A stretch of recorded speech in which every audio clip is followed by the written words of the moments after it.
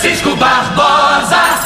Hora do Super Debate Tupi com nossos convidados mais especiais, o prefeito de Duque de Caxias, Washington Reis, e o presidente da Assembleia Legislativa do Rio de Janeiro, interino como governador. Nesse momento, ele está em dose dupla aqui no programa. Presidente da Assembleia e governador do estado do Rio, André Ceciliano, e os principais, mais importantes, curiosos, interessantes, relevantes assuntos do dia. Hoje eu posso chamá-lo de governador e de presidente da Assembleia, mas eu vou me valer primeiro aqui nesse nosso papo do presidente da Assembleia, porque a Comissão Parlamentar de Inquérito, a CPI, destinada a investigar a queda na arrecadação das receitas compensatórias da exploração de petróleo e gás no estado do Rio, aprovou por unanimidade o relatório final desses trabalhos. O documento vai ser votado no plenário da Alerj até o final do mês, e até 2030 o estado pode arrecadar, a partir dessa pesquisa, documento, votação, 25 bilhões de reais com o aumento das fiscalizações dos repasses. Descobriu-se muita coisa nessa CPI. Conta para o povo do estado do Rio, do Brasil, o que vem por aí, o que vai ser aprovado. Meu caro presidente da Assembleia, André Ceciliano, muito bom dia. Bom dia, Francisco, bom dia, Washington Reis, bom dia a todos aqui da Rádio Tupi. Bem, primeiro, essa CPI, nós, por iniciativa minha, em março desse ano, a gente propôs ao plenário a abertura de uma CPI. Por quê, Barbosa? A nossa segunda arrecadação, a primeira é o ICMS no estado, a segunda são os royalties e participações especiais. Para você ter uma ideia, no ano de 2020 nós arrecadamos 11.400 bilhões de reais. 8 bi em participações especiais. E a gente acaba tendo, nós não tínhamos o acesso, a verdade é essa, não é pouco acesso, nós não tínhamos o acesso nos abatimentos que as petroleiras fazem, porque a participação especial é aquela superprodução dos poços que estão na área do estado do Rio de Janeiro. Então nós sabíamos, por exemplo, que todo o custo operacional, a amortização do investimento são abatidos dos poços que dão superprodução. Acontece que no mês de fevereiro, em relação a outubro, novembro e dezembro do ano de 2020, nós perdemos em torno de 780 milhões de reais em participações especiais. E não tinha por quê, porque não variou tanto o preço do petróleo, o câmbio não variou. E aí, eu conversando com então o secretário de Fazenda, eu falei, eu vou pedir uma CPI, porque é covardia. Não tem motivo para cair 780 milhões de reais. E, Francisco, a gente, na Assembleia, desde 2012, eu e precisamente o deputado Luiz Paulo, a gente vem buscando o acesso aos abatimentos das petroleiras, e nós não tínhamos, até que o STF julgou uma lei nossa na Assembleia e deu o direito do Estado fiscalizar. Ficamos quase um ano discutindo com a ANP um convênio para que nós pudéssemos ter acesso aos números. Nós, que eu digo, é a Secretaria de Fazenda do Estado do Rio de Janeiro, acesso aos números da contabilidade. Pois bem, nós não tivemos esse retorno. Uma vez instalada a CPI, em menos de 15 dias, as petroleiras procuraram o Estado para assinar o convênio via ANP. Então, uma coisa que a gente está desde 2012 e não conseguimos, tivemos o direito reconhecido no final de 18 e nada de a gente ter acesso. Então, fizemos a CPI e, segundo os estudos ao longo da CPI, o Estado e o governo federal, porque o que é participação especial?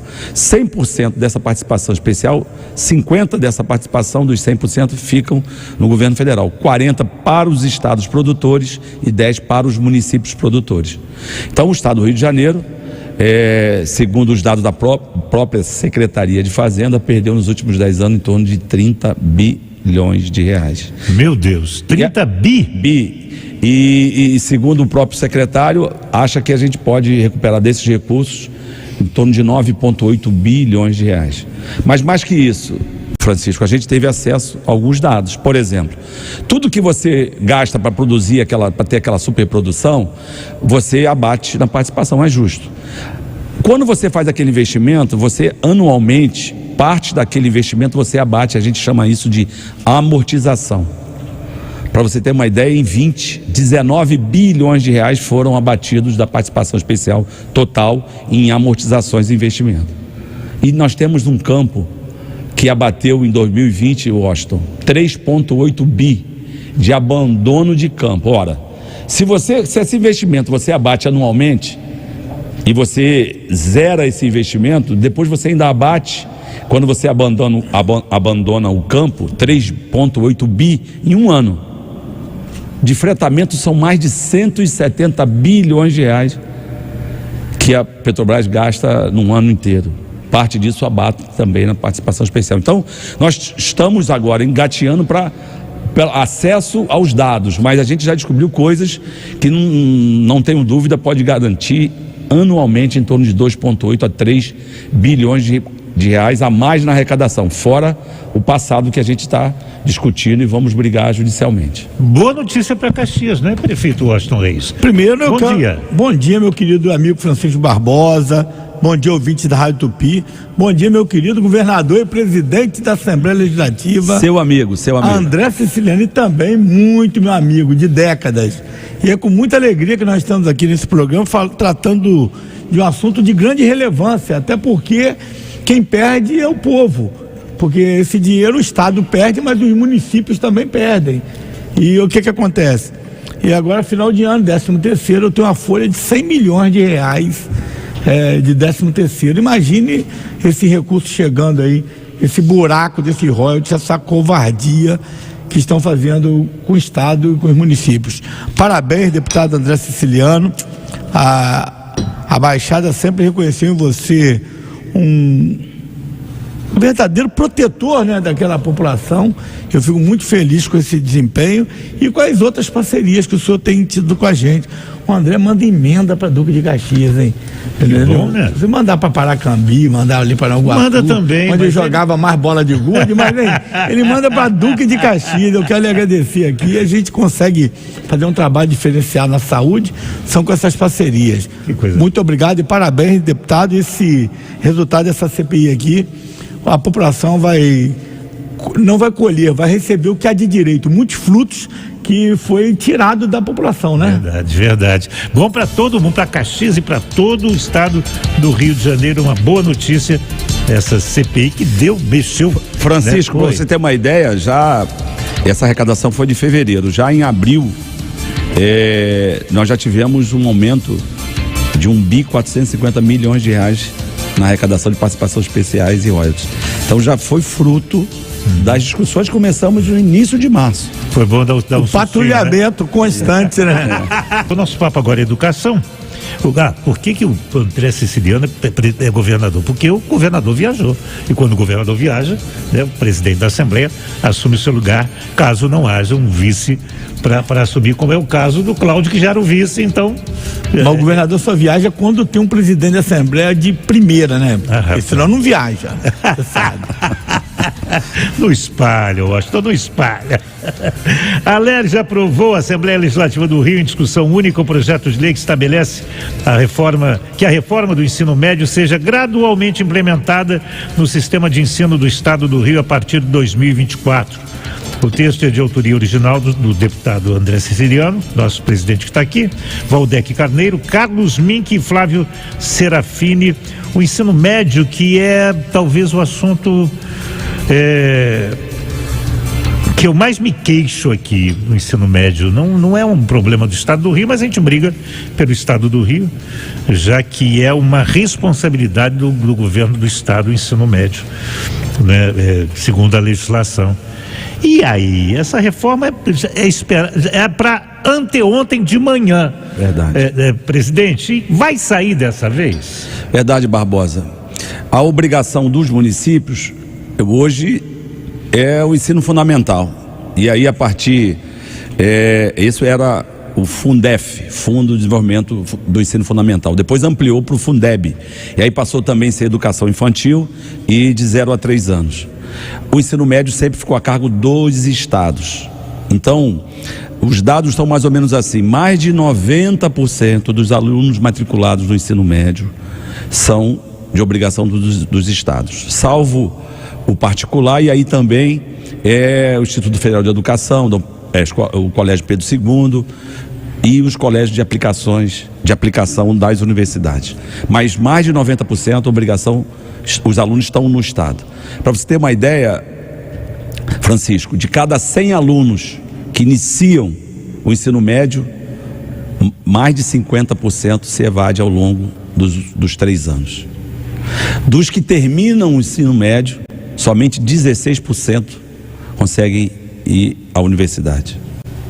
São dados alarmantes. Então veio a Lei 13.415 de fevereiro de 17, que modifica a LDB, que é a Lei de Diretrizes Básicas da Educação, propondo uma reforma do ensino médio. Então o Estado do Rio de Janeiro, já a partir do próximo ano, vai implementar. O que diz essa reforma? Quais são as matérias obrigatórias nessa reforma? Português, de matemática e um curso de línguas. Você se desobriga sociologia, filosofia, história, química, física, e você cria a possibilidade de ter no currículo um curso profissionalizante.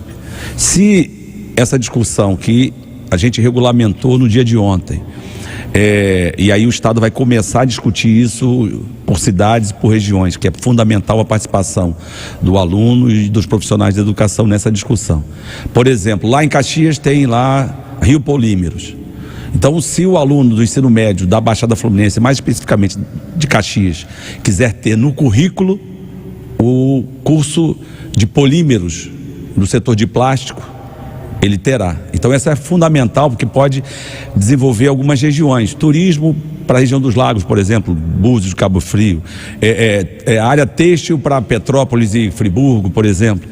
Então, essa dá essa facilidade, mas desobrigam algumas matérias que a gente acha que é fundamental, como eu dei o exemplo, química, física, sociologia, biologia, e isso a gente vai ter essa discussão, mas o que pode melhorar por um lado pode piorar para o outro lado.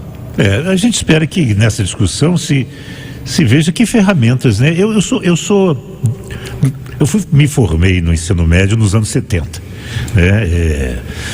Eu sou jovem há mais tempo que a maioria, então no meu tempo era obrigatório, eu já disse e repito isso aqui porque eu acho tão importante o aluno sair do ensino médio com alguma formação, né? Então quando eu fiz o ensino médio, se completava nos 3 anos de ensino médio, você saía auxiliar de alguma coisa, auxiliar de enfermagem, auxiliar de laboratório, de contabilidade, eu saía auxiliar de eletrônica. Como meu pai sempre foi de rádio, eu amava isso e amava eletrônica, eu fiz mais um ano para me formar técnico em eletrônica. Eu fiz 4 anos no ensino médio, saí técnico em eletrônica. Eu sei que o prefeito Washington Reis é um entusiasta dos cursos técnicos, inclusive implementa muitos. Essa alavanca que traz essa reforma no ensino médio ajuda muito o senhor lá, nas suas frentes que o senhor tem lá, né, prefeito Washington Reis? Com certeza, meu querido Francisco, nosso presidente da LERJ, André Siciliano. Eu criei em 2005, no meu primeiro governo, a Fundec, uma fundação de escola técnica municipal, onde nós oferecemos 116 tipos de cursos profissionalizantes, cursos técnicos. Então, temos curso de polímeros, curso de solda MIG, solda TIG, em parceria com a Reduc. Com o Inmetro, nós temos ali o curso de metrologia. Tem curso de tudo. Para ingressar, o aluno tem que ter o fundamental. Fundamental, mas o maior incremento que o governo tem que fazer, porque você consegue segurar a criança até o 9º ano no ensino fundamental, porque ele ainda não precisa de trabalhar. Mas chega aos 15 anos, ele já aumenta o custo dele, começa a namorar, começa a criar despesa, precisar de pagar uma passagem, comprar uma roupa melhor, ajudar em casa. Vai haver sempre essa evasão. Como é que você faz para não evadir essa criança da escola? Eu criei o programa Primeira Chance, eu pago um salário mínimo, aquela criança trabalha na prefeitura em várias secretarias e tem que estar estudando. Você aprende no ensino médio, aí você dá o auxílio alimentação, igual o processo mais ou menos de custeio do valor do primeiro emprego, que na época o presidente Lula lançou, que foi um sucesso, o primeiro emprego, colocando dinheiro na mão das crianças, porque um garoto pega aí 600 e poucos reais de bolsa, mais 300 ali de alimento, mais a passagem, dá o salário mínimo, é muito dinheiro para esse garoto, ele nunca teve nada, ele só teve mesada de 100 reais do pai, 50 reais, quando muito tem sacrifício, né? Quando tem. E ele não tem nenhuma obrigação de pagar o custo da casa, então ele vai pelo menos poder se manter, comprar uma roupa e vai ter dignidade, ele vai falar, eu estou trabalhando. Então, em cada setor da prefeitura, jardinagem, você tem lá a garotada da primeira chance, você tem na Secretaria de Fazenda, você tem aquela garotada ali que dá dá um ânimo no setor público, numa educação, numa linha, e a criança com autoestima lá em cima, e ele não pode meter o pé da escola. Então hoje, ao invés de dar bolsa disso, bolsa daquilo, tem que investir na criança, porque o governo, a hora que fala que tem que investir R$500 na criança, ele é mão de vaca, mas depois ele gasta lá milhares de reais por crianças jovens lá no presídio, lá, que não dá para recuperar nada, é a fábrica do crime, é a fábrica da desordem. Então nós podemos evitar investir nas nossas crianças desde o ventre da mãe, para criarmos verdadeiros cidadãos e verdadeiros seres humanos. Maravilha. Francisco, o desafio é fazer uma escola prazerosa, uma escola que atraia esse jovem. E nós temos dados, por exemplo, do abandono do ensino médio, mais de 70% está naqueles cursos noturnos, que, como disse o prefeito Washington Reis, meu irmão, acaba que a pessoa tem que buscar o sustento da família, do seu próprio, e acaba tendo que trabalhar. Então precisa ter uma escola diferenciada, uma escola onde você vai atrair a juventude. Criar um ambiente agradável, né? Isso. Esse é o desafio. Não podemos os próprios educadores sabem disso, né? A escola não pode estar desligada do seu tempo, né? E não adianta você estar todo mundo andando a 2.000 e a escola andando a 200. O criança chega lá, ele quer muita coisa e a escola ainda está ralentando na relação com esse jovem, com essa criança. Os educadores sabem disso, sabem do que eu estou falando. Presidente da Assembleia Legislativa do Rio, e governador em exercício André Ceciliano, e o prefeito de Duque de Caxias, Washington Reis. O trabalho de combate às ilegalidades não para. Em todo canto do estado do Rio, porque tem muita coisa errada acontecendo. Então, invasão de terreno é um negócio maluco. Mais uma obra irregular foi demolida, dessa vez na colônia Juliano Moreira, em um espaço campeão de invasão, Jacarepaguá. E quem fala de lá é a subprefeita de Jacarepaguá, Thalita Galhardo. Bom dia, Thalita. Bom dia, Francisco Barbosa.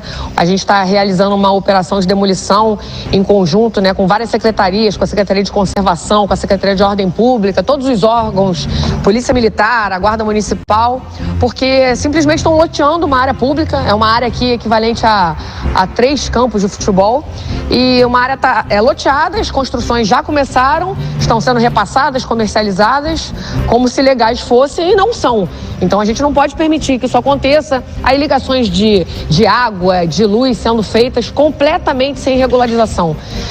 E até pela segurança dos moradores, né? Porque amanhã ou depois a gente tem um desabamento, a gente tem, infelizmente, uma tragédia, e aí vão procurar saber, tinha legalização? Não tinha legalização. Então são obras feitas a toque de caixa que a gente não pode permitir que aconteça, até pela segurança mesmo dos moradores. Verdade. Você falou em desabamento, Thalita, sobre um desabamento aí em Rio das Ostras. O que houve?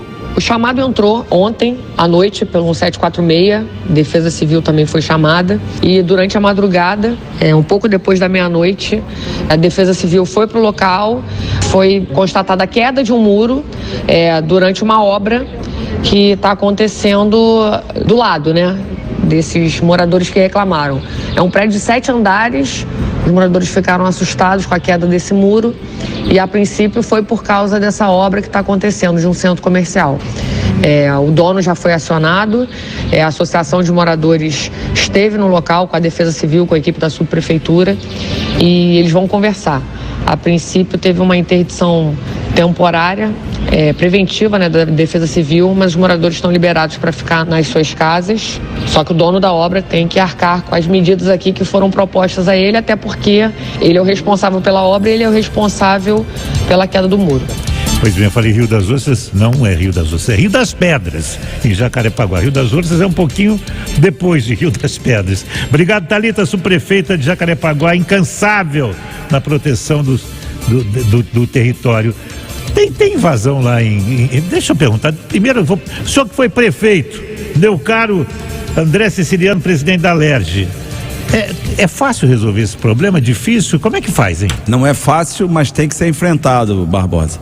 Porque muitas das vezes o político é com medo de enfrentar, de demolir as construções irregulares, de tirar das calçadas aquelas construções que muitas das vezes o próprio morador faz, aquela barraquinha no centro da cidade, tem que enfrentar.